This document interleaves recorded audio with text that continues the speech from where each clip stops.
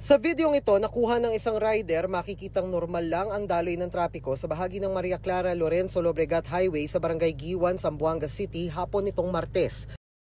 Pero ilang saglit lang, biglang nahulog mula sa 10-wheeler ang karga nitong 40-foot container van. May mga sasakyan pa naman sa kabilang linya ng kalsada. Mabuti na lang at nakaiwas sa mga ito kaya walang tinamaan. Wala ring nasaktan sa insidente pero nagdulot ng pagbagal sa daloy ng trapiko. Hindi rin pinangalanan ng pulisya ang driver pero sinabi raw nito na galing sila sa Barangay Boalan para i-unload ang laman ng container van.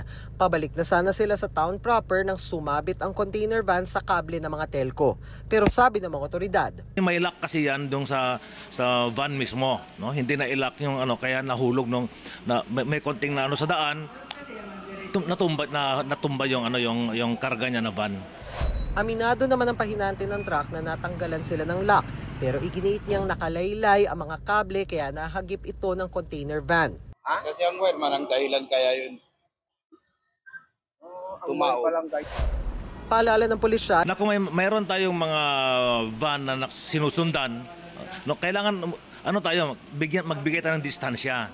Kasi mahirap yung